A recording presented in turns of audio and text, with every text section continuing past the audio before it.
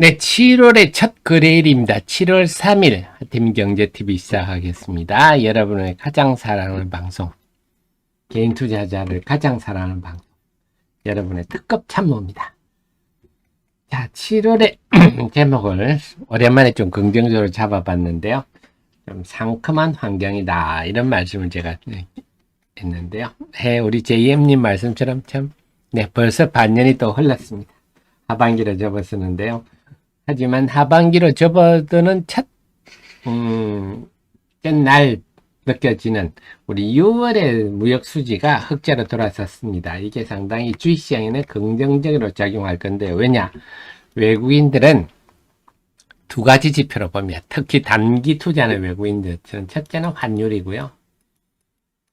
그래서 환차익을 노릴 만한 타이밍에 들어가는 거고, 두 번째는 무역 수지입니다. 무역 수지라기보다 수출입 지표입니다. 수출입 지표.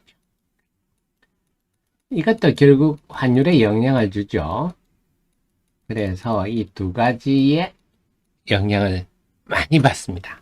그래서 환율이 지금 하락하는 추세일까? 그 다음에 수출입 지표들이 좋으냐?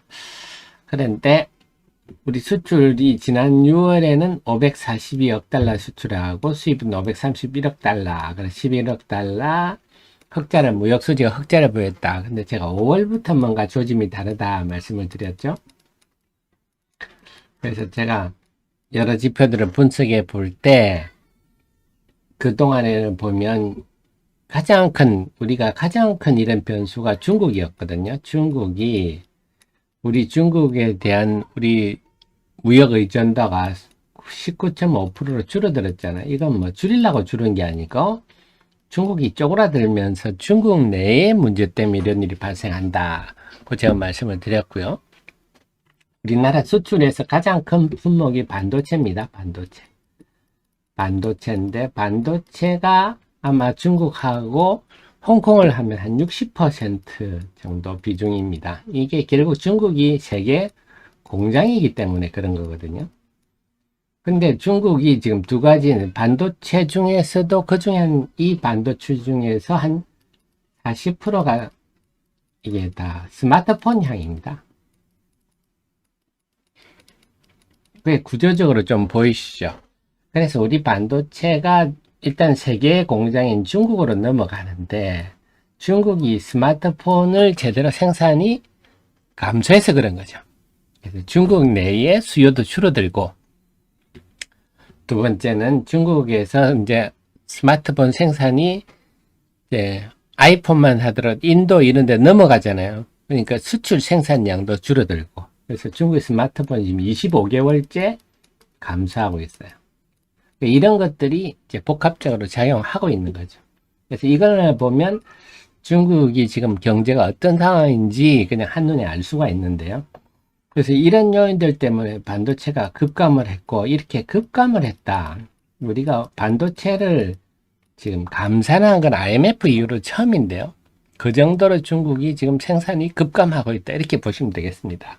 어쨌거나 이런 요인들 때문에 그동안 지표들이 쭉 안 좋았는데, 5월부터는 이제 반도체가 여기서는 더 이상 좀 쪼그라들기 힘든 수준 정도까지 왔구나 는 생각이고, 두 번째는 우리가 반도체만 있는 게 아니잖아요. 우리나라는 지금 자동차도 잘 되고, 자동차에서 얻는 거가 반도체를 메꾸지는 못했는데, 지금은 이제 반도체도 어느 정도 반등을 하다 보니까, 이제 자동차 부분에 긍정적인 요인이 반도체가 까먹는 부분을 거의 상쇄하는 수준까지 가고 있습니다. 근데 우리 조선도 좋고, 방산도 좋고, 우리나라는 뭐 전 세계 유일하게 모든 산업을 다 가지고 있는 나라 아닙니까? 그래서 모든 요인들이 다 호조를 보여서 지금 뭐 자동차가 잘 안 팔린다, 뭐 이러면 우리가 또 골치 아프겠는데, 자동차도 잘 되고 조선도 잘 되고, 뭐 최근에는 이제 그 해외 건설 수주도 본격화되고, 여기다가 2차 전지도 본격화되고 있고, 우리나라는 지금 뭐 꼭 반도체만 의존하고 있는 경제 구조가 아닌 쪽으로 가고 있기 때문에, 제가 5월부터는 더 이상 얼마나 회복될지는 모르겠지만 더 이상 뭐 쪼그라들 거는 별로 없겠다. 이렇게 제가 방송 때도 말씀드리고 했는데 6월에 흑자로 들어왔었고요. 앞으로도 마찬가지입니다. 앞으로도 중국이 회복이 쉽지는 않을 것 같아요. 하지만 우리는 더 이상 여기서는 더 이상 쪼그라들 가능성이 별로 없어 보인다.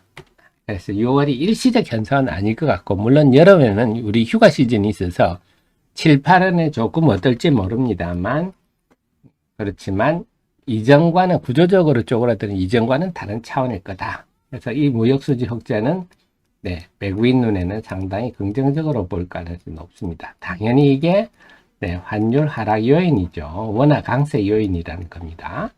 그 다음에 역시 선박, 6월에는 선박이 호조를 보이고 자동차, 그래서 이런 것들이 주가에도 영향을 많이 준다 그랬죠. 그래서 보통 그 월 수출이 잘 되는 업종이 주가가 강세를 보이는 경우가 많습니다. 그래서 선박, 자동차가 여전히 호조를 보이고 2차 전지도 괜찮았고요. 지금 석유가 많이 어렵죠. 석유 제품이 중국이 과잉 생산해서 우리 이제 그 기술력이 별로 필요치 않은 기술력이 낮은 범용 제품 가지고는 이제 한계가 있다. 그러니까 지금 LG화학 같은 게 여천에 NCC 나프타 군내 공장을 매각하려고 내놨다. 이런 얘기 나오죠. 가동도 중단을 하고 구조조정에 들어가고 있다 해서 LG화학이 최근에 조금 주가 약하기도 합니다. 그 다음 반도체는 수출액으로는 올더올 최고다. 그래서 이제는 좀 더 이상 나빠지는 단계는 접어들었다. 다만 이제 마이크론 테크놀로지도 최근에 얘기해서 재고가 생각보다 안 줄어들고 있다. 이런 얘기를 지금 하고 있는데요. 이 말은 결국 제가 볼 때는 그렇습니다. 이제 세계 공장이 중국에서 인도, 요즘 인도가 룰루랄라 하고 있죠. 베트남, 이런 쪽으로 옮겨가는 과정에서 나타나는 현상이다. 저는 이렇게 해석이 됩니다. 자, 그래서 어쨌거나 6월의 수출 증감률도 볼 때도 긍정적인 요인들이 보이고요. 다만 이제 지금 반도체 부분을 보면 반도체 D램 수출액 보면 지난 2월이 제일 안 좋았죠. 하지만 그 이유는 1조 5천억 정도는 계속 이제 수출이 되고 있고요. 낸더 플래시 같은 경우도 아직은 완전하지는 않지만 3월이 이렇게 증가하는 거는 분기 말에는 좀 신경을 쓰거든요. 그 영향이라 보고 낸더 플래시는 아직은 완전치는 않지만 다시 4월을 저점으로 해서 회복되는 단계다. 이렇습니다. 그래서 반도체가 아직은 지금까지의 수출로 봐서는 얼마나 회복됐다. 이렇게 보기는 힘들어도 더 나빠지지는 않을 것 같다. 금액상으로. 자, 이렇게 보면 결국 지금 우리가 외국인들이 가장 중시한 환율, 그 다음에 수출입 지표가 다 양호하다. 그렇게 보면 지금 환율이 최근에 좀 올랐죠. 최근에 오른 거는 우리나라만 오른 게 아니라 일본 환율도 오르고 중국 위안화도 오르고 다 오르고 있어요. 특히 중국 위안화, 일본 엔화가 강하니까 우리가 여기서 환율이 안 올라가면 좀 우리가 좀 불리하잖아요. 그런 측면도 있지만 여기 제가 볼 땐 여기서는 막 크게 올라갈 가능성, 지금의 지표로 볼 때는 없다. 그렇게 보면 약세를 접어들 가능성이 있는데, 그래서 외국인들이 환차익을 노리는 외국인들 입장에서는 지금쯤 입장에서는 한국 주식 파는 거는 좀 중단을 하고, 왜냐하면 6월 말에는 또 여러분 6월에는 작년에도 6월 내내 외국인들이 주식을 좀 많이 팔았어요. 작년에는. 왜냐하면 내가 어제 지난주 금요일 날 윈도우 드레싱 말씀을 드렸잖아요. 꼭 그런 건 아니나 여하튼 6월 반기 말이 되다 보니까 좀 이익 나는 거는 이익 실현하고 이런 거죠. 그래서 작년 6월에도 외국인 매도가 좀 많았는데 이번에도 외국인들이 6월 중순부터 좀 많이 팔았습니다. 이익 실현할 거 이익 실현하고 그 펀드를 예쁘게 보이는 거죠. 뭐 그런 건이었는데요. 자, 그래서 이제 윈도우 드레싱도 끝났겠다. 이제는 조금 매도가 급하지도 않고 뭔가 좀 사봐야 되지 않느냐 할 생각을 가질 만큼 우리 지표들이 괜찮았다. 네. 그래서 오늘 외국인들이 지난주 뭐 지난주 후반에 지난주 목요일 금요일 외국인 순매도가 많이 줄어들었는데 오늘 외국인들이 과연 어떤 반응을 보일지. 근데 작년 같은 경우에는요 7월 한 거래일 이틀 정도는 추가적으로 매도를 좀 모였던 경험은 있습니다. 그래서 윈도우 드레싱 못한 걸 7월 초에 매도한 경우도 있었던 것 같은데 이번에는 어떨지 봐야 되겠습니다. 어쨌거나 외국인들이 지금 우리 주식을 열심히 팔 상황은 아니다. 파는 거를 좀 자제를 하고 오히려 좀 사야 되는 거 아니냐 이런 생각을 가질 거다 하는 겁니다.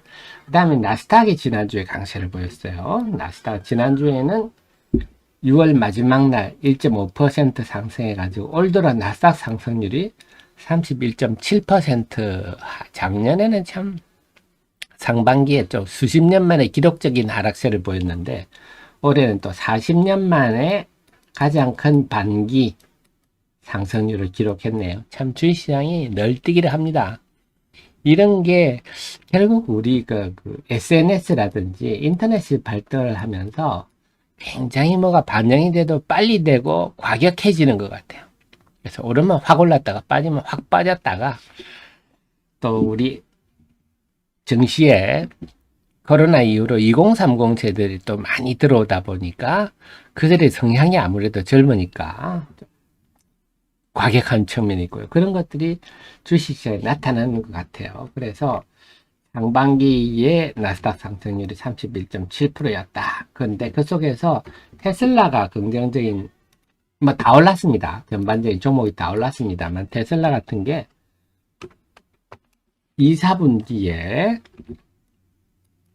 자동차 인도량 이 46만 6천 대로 작년 대비해서 83%나 증가했다 합니다. 이게 시장 예상치가 44.5만 대니까 시장 예상치를 상당히 2만 천 대면요 상당히 크게 능가했다. 예상치를 상회했다. 깜짝이다. 이렇게 볼 수가 있겠습니다. 그래서 테슬라한테도 좀 긍정적으로 작용할 것 같네요. 2차 전지한테도 물론 긍정적으로 작용할 것 같고, 다만 미국이 지금 7월 4일이 독립기념일 아닙니까? 영화도 나왔죠. Independence Day. 그러니까 7월 4일이 화요일이니까 오늘은 외국인들이 좀 휴가를 갈 가능성도 있지 않나요? 징검달의 휴일이니까. 그래서 이 변수도 좀 보기는 봐야 되겠네요. 어쨌든 테슬라도 괜찮았고요. 네. 그래서 뭐 구글 같은 경우도 다 괜찮았습니다. 기술주들이 다 올라서 구글은 소폭 올랐었고 엔비디아도 같은 경우도요.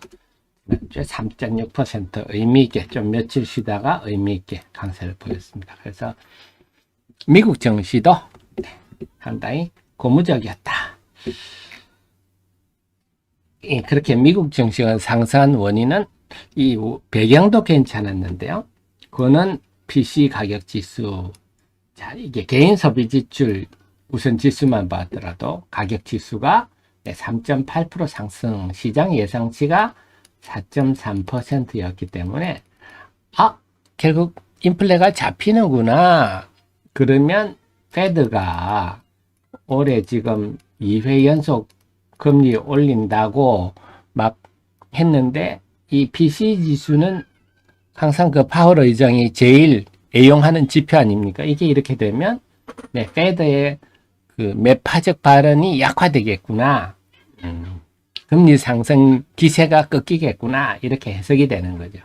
다만 이게 뭐 원자재라든지 뭐 기름값이라든지 이런 거 빼고 너무 변동성이 큰 거 빼고 하는 거는 PC 지수가 4.6%라서 아직은 뭐 스티키하다 그러죠. 물가가 쉽게 잡히지 않은 요소가 있기는 있지만 시장은 그래도 그 PC 가격 지수가 3.8% 헤드라인 이게 대표죠. 이게 하락한 거는 이제는 좀 물가도 꺾인다 이렇게 보는 겁니다. 그래서 이렇게 미국 증시가 올랐지만 오른 배경도 상당히 알맹이 있었다. 그래서 이렇게 결론적으로 보면요. 지금 올해 6월에 무역수지 흑자 대난됐다. 이것도 상당히 의미가 있고 나스닥이 상승한 것도 이것도 알맹이가 있다. 그 다음에 대신에 달러 인덱스는 하락 마감했어요. 그러니까 오늘 우리 외환시장에서는 환율이 좀 하락할 가능성이 좀 있지 않느냐 이렇게 봐야 되겠고요. 그래서 우리 7월 첫째 7월 첫 거래일 뭐 그렇게 흠잡을 게 별로 없는, 그래서 오늘은 그렇게 된다면 외국인이 순매도가 급간 순매수 전환. 그래서 지금 유가 외국인들이 보면 지난 6월 중순 때 6월 19일 23일 이때 아주 야무지게 팔았죠. 5거래일 내내 팔하고 규모가 1조, 요 기간 동안에 1조 1360억이나 외국인이 팔았습니다. 5일 내내 아주 야무지게 팔다가 지난주에는 주춤했죠. 지난주에는 그래도 이틀은 소폭 순매수했고, 코스닥 시장도 목요일 금요일은 순매도 규모가 상당히 좀 줄어들었습니다. 네, 그래서 외국인 기조가 줄어드는 상황에서 오늘은 7월 첫째 날인데 둘러싼 배경이 적어도 외국인들이 크게 순매도 할 만한 그런 상황은 아니다. 그래서 순매수 한다고 해도 뭐 이상할 것도 없고 놀랄 것도 없는 그런 상황인데, 외국인들이 과연 유항시장에서 어떤 태도를 보일지 한번 보겠습니다. 그 다음에 그동안 우리 시장에 여러분들이 다 가장 지수는 어떠시고 여러분들이 그동안 손실이 6월 들어서 평가손이 커졌는데 그럴 수밖에 없는 게 하락 종목 수가 계속 많았어요. 하락 종목 수가 많았는데 특히 6월 19일 6월 20일부터는요 계속 하락 종목 수가 많았습니다. 그래서 그 절정이 지난 6월 29일이었어요. 6월 29일 날은요 어떤 느낌이냐 하면 이제 투자자들이 이제 우리가 매를 맞다가 지쳐서 다리에 맥이 풀리는 그런 느낌. 그래서 특히 그 전주에 하락 종목이 아주 많다 보니까 결국 하락 종목이 많다는 것은 우리 투자자들이 다 물린다는 거거든요. 점점 물려 들어가는데 지난주 6월 29일은 계속 그렇게 매를 맞다 보니까 다리에 힘이 풀리는구나 이랬고, 6월 30일 지난주 금요일 개장 초반은 아주 안 좋았죠. 여러분 기억하실 개장 초반에는요 코스닥 시장이 9시 22분에 코스닥 시장의 하락 종목이 1200개, 유가증권 시장 585개. 완전 이제 다리에 전날 다리에 힘이 풀리든지 다운으로 넘어가는구나 할 정도로 아주 상황이 안 좋았는데, 제가 근데 다만 6월의 마지막 날이라서 윈도우 드레싱 가능성은 있다. 꼭 우리가 윈도우 드레싱이 예전 같지는 않지만 어쨌거나 저쨌거나 이런저런 이유로 막판에 코스피는 상승 종목이 550개, 코스닥 시장은 상승 종목이 851개.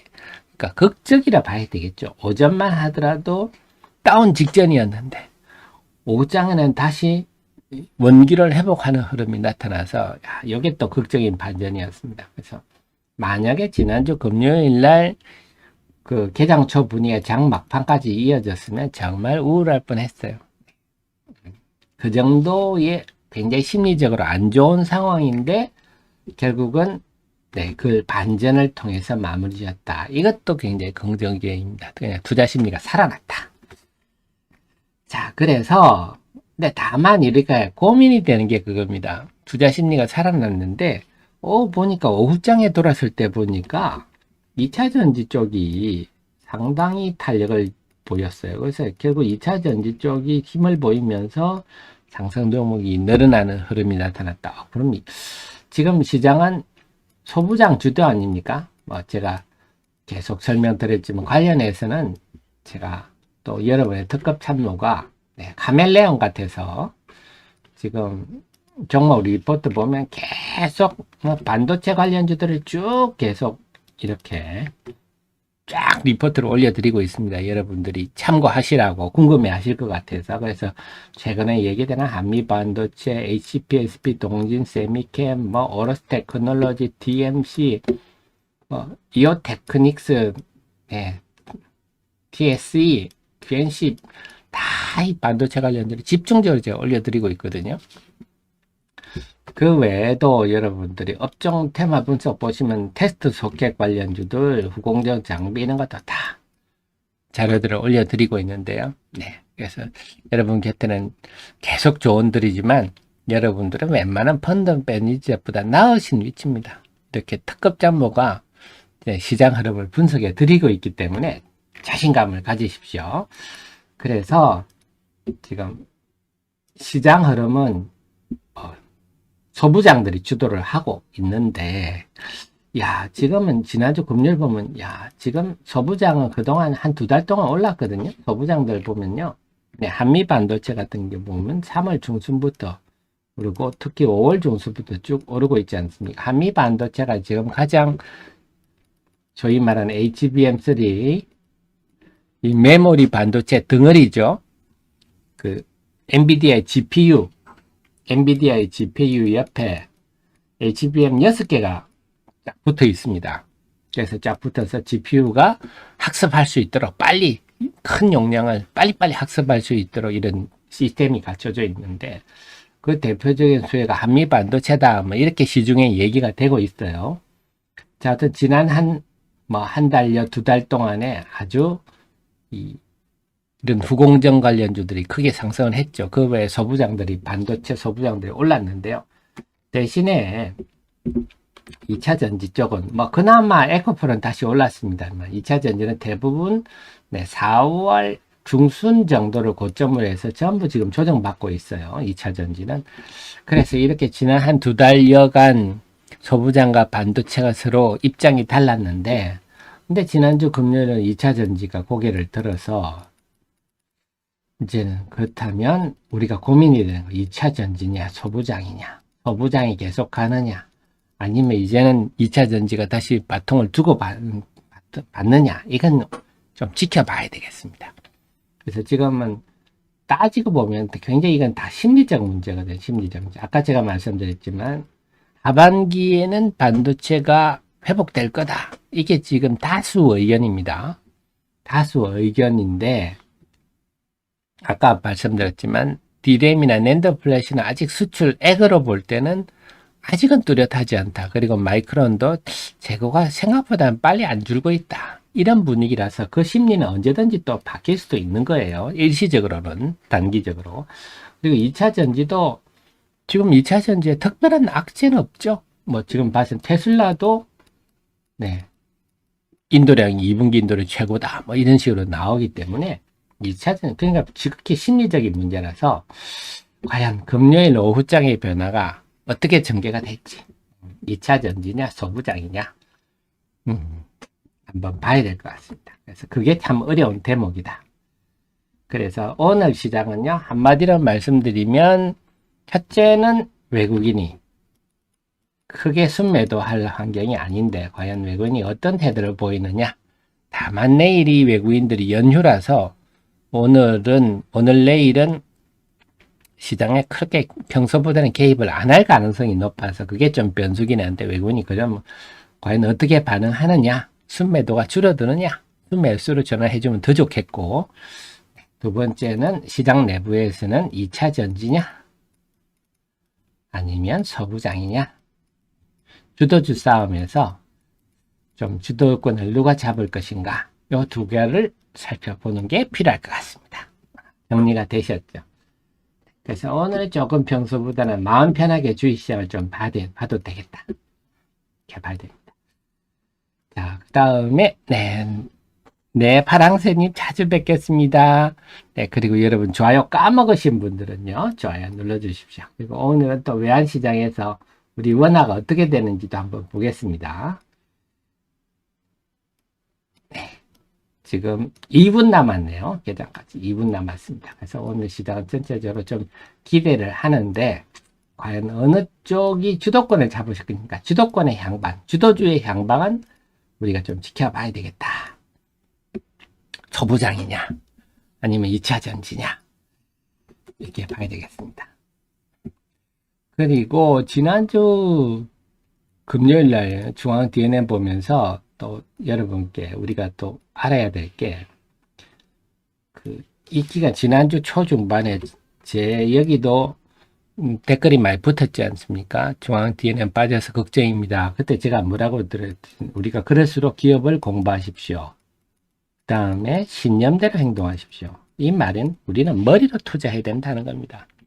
눈으로 투자하는 사람들은 지지대 깨고 내려간다고 그럽니다. 눈으로 투자하는 사람은. 그래서 제가 눈으로 투자하면 반드시 망한다 그랬죠. 네, 그 눈은 다 누구나 달려 있어요. 투자자들은 누구나 눈은 다 달려 있습니다. 다만 머리에 지식이 있는 사람은 극히 드뭅니다. 그래서 지식이 있는 사람들은 이게 기회가 되는 거고요. 눈으로 투자하는 사람은 공포감 그 자체죠. 그래서 우리 정현님 프로연 CEO님은 저라는 특검 참모를 두고 계시기 때문에 네, 공부대로 하시고요. 신념대로 하십시오. 그럼 반드시 이길 수가 있습니다. 근데 눈으로 투자해서 단기적 흐름에 현혹되면요. 반드시 네, 바닥에 팔고 상토에 사시게 됩니다. 그래서 이번 지난주 후반에 중앙 D&M 주가를 보면 제가 그 전해액이란 게 어떤 거고 그 성장성이 어떤 거라는 걸 제가 누차 설명을 드렸잖아요. 네. 그게 초점을 맞추신다면 기회가 되시는 거고 그거 다 까먹고 네, 눈으로 투자하시면 네, 다 파는 거죠. 이렇게 다 파는 거죠. 팔고 나면 올라가는 거죠. 화딱질나게. 자, 9시입니다. 개장했습니다. 7월의 첫 거래일 7월 3일 개장 방송 일부 방송 시작하겠습니다. 여러분.